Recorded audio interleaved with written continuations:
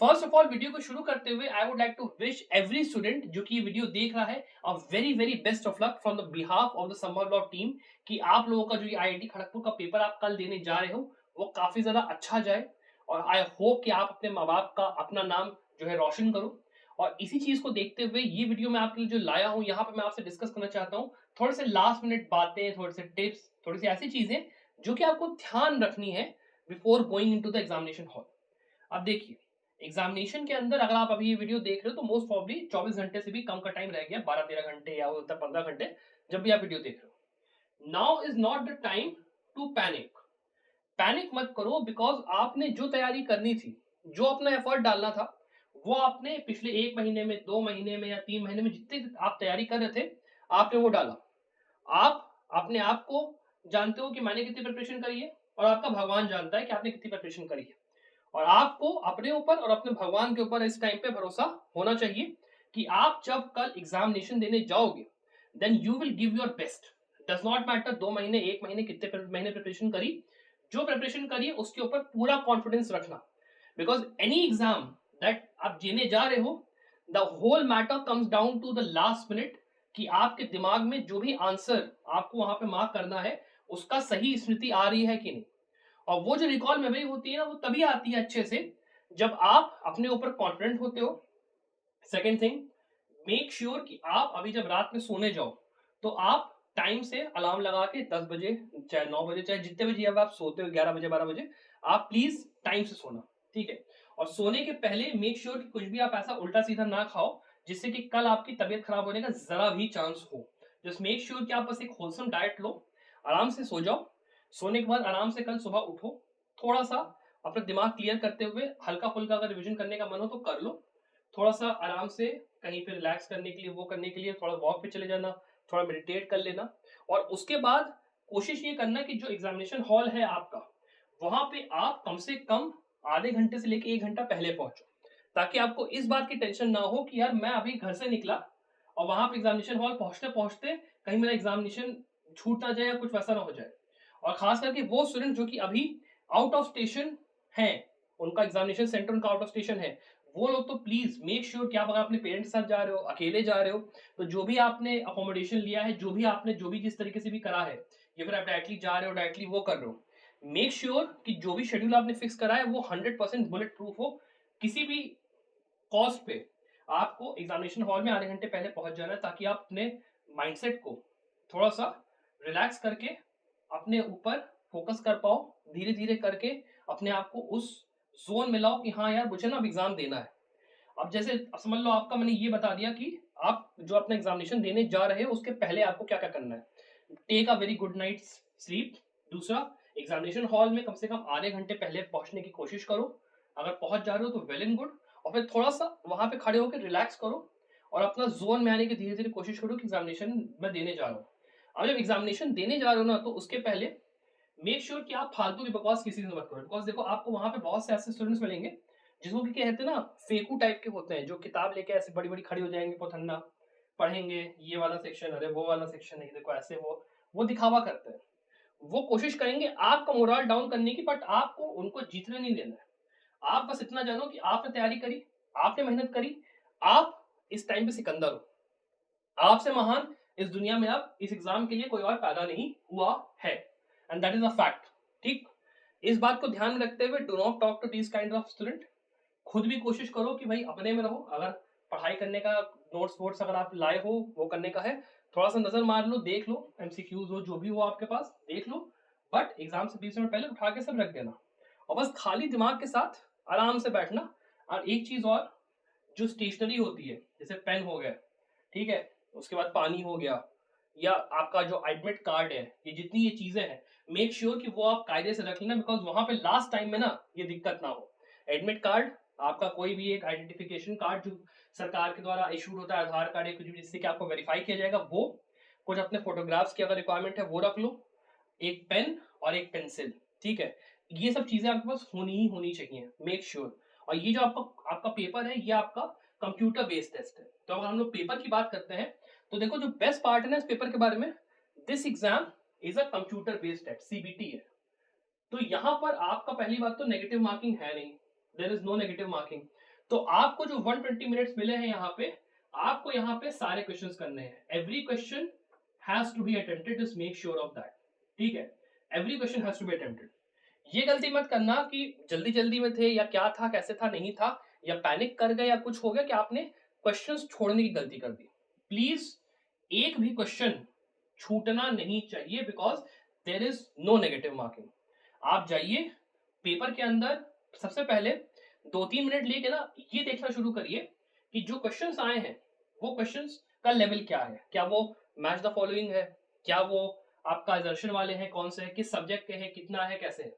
और एक ना माइंड के अंदर मैप बनाओ कि पहले मैं क्या सॉल्व करूंगा, बाद में क्या सॉल्व करूंगा, डिपेंडिंग अपॉन कि आपकी प्रिपरेशन कैसी रही है।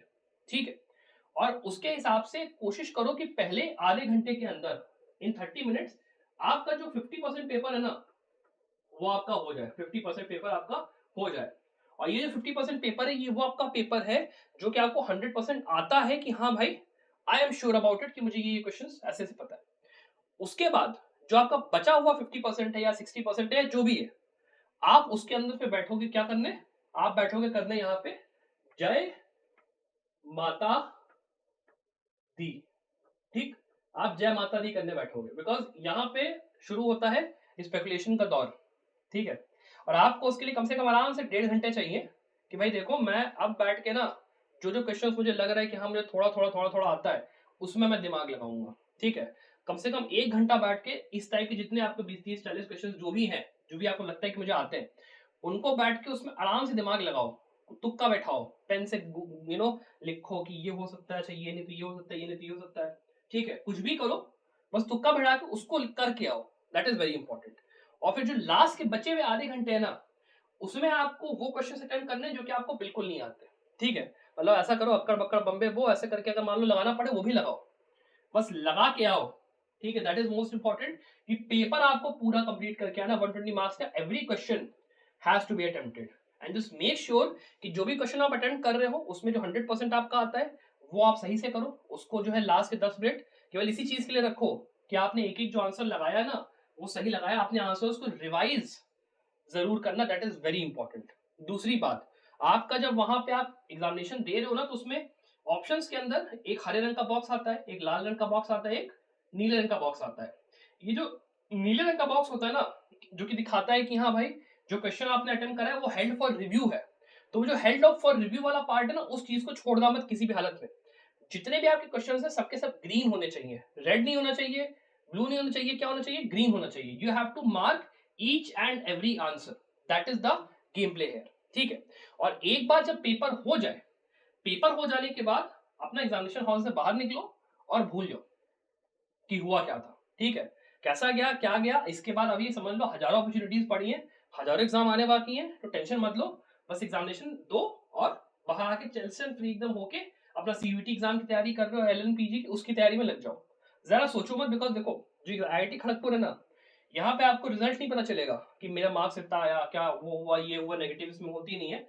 आपको सीधे नाम आपका मेरिट लिस्ट में मिलेगा कि भाई देखो ये 100-200 बंदे हैं जिनको कि इंटरव्यू के लिए बुलाया जा रहा है, आप लोग भाई आके अपना दर्शन दे दो।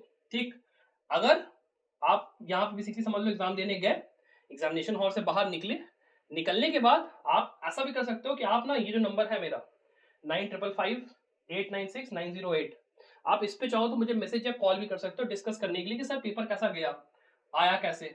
और मान लो अगर आपने मेरी वीडियोस देखे हैं, अगर आपने जो इंटरव्यूज हम लोगों ने डाले थे, जो मैंने प्रिपरेशन गाइड डाली थी, अगर आपको उससे हेल्प मिली हो तो प्लीज आप मुझे जरूर कनेक्ट करके जरूर मुझे बताना कि सर कैसे हेल्प मिली, क्या हुआ, कैसे हुआ, बिकॉज वो मेरे लिए भी एक लर्निंग एक्सपीरियंस होगा।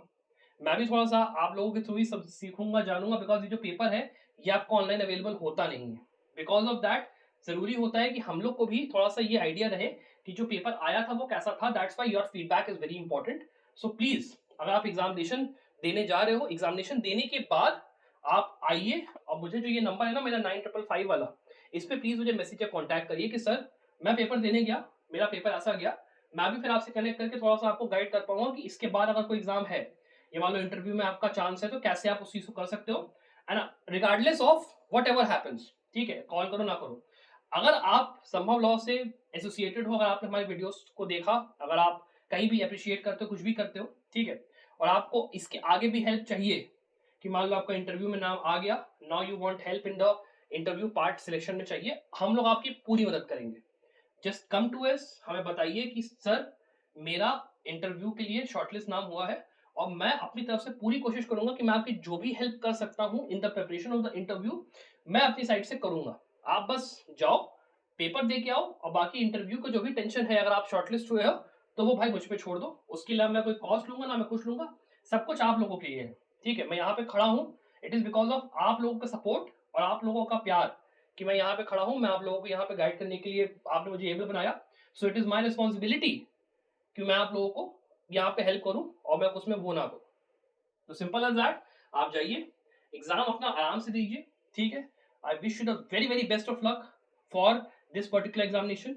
और एक बात और समझिए, ये जो एग्जाम आप दे रहे हो, इस एग्जाम के अंदर में आप खुद के लिए रिस्पॉन्सिबल हो, अपने पेरेंट्स के लिए रिस्पॉन्सिबल हो, बाकी दोस्त, प्यार, ये वो दुनिया भर के जितने आपके होते हैं ना रिश्तेदार या जो भी आप कह लो, आपका उनसे कोई नाते रिश्तेदारी नहीं है। आपने उनका कोई पट्टी नहीं लिखाई है, ठेका नहीं लिखाया है कि आपका सिलेक्शन हुआ नहीं हुआ, क्या हुआ कैसे हुआ। You are only responsible for yourself and for your parents happiness, because वही लोग हैं जो कि आपसे असली प्यार करते हैं और आप खुद अपने लिए रिस्पॉन्सिबल हो।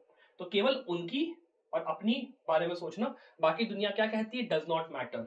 आपका एग्जाम निकले तो भी बहुत अच्छा, नहीं निकले कोई बात नहीं यार, हजारों अपॉर्चुनिटीज पड़ी हैं, हजारों एग्जाम्स पड़े हैं, आप बस जाइए आराम से अपना पेपर दीजिए। ठीक है, माता रानी है, चाहे आप जैसे भी हो, आपके ऊपर कृपा है। ठीक, आपने पढ़ाई करी है, आपने भी मेहनत करी है, just have faith in yourself. और अकॉर्डिंगली अगर आपको जरूरत है एग्जामिनेशन देने के बाद मुझसे बात करने की, I am here for you guys. आप मुझे आइए, इस नंबर पर कांटेक्ट करिए, मैं आपसे बात करने के लिए रहूंगा। मुझे बताइए कैसा रहा पेपर, क्या क्या रहा, कैसा रहा, सब कुछ हुआ। और अगर फिर इसके बाद फर्दर आपका नाम आता है इंटरव्यू में तो please do contact me, do contact me कि सर मेरा इंटरव्यू में हुआ है, मेरे बल में जो पड़ेगा I will do for you guys. मैं आपकी पूरी हेल्प करने की कोशिश करूंगा ताकि आपका इंटरव्यू में सिलेक्शन हो जाए। तो इसी के साथ I wish you the very best of luck. ये वीडियो मेरा बनाने का जो मेन इंटेंशन था वो ये था कि आपको टिप्स बता पाऊँ, थोड़ी सी चीजें बता पाऊँ ताकि आपको रिमाइंड भी करा पाऊँ और बाकी आपको अपनी जो आपकी बेस्ट विशेज है वो प्रोवाइड करने का मेरा वो था। Thank you very much, bye.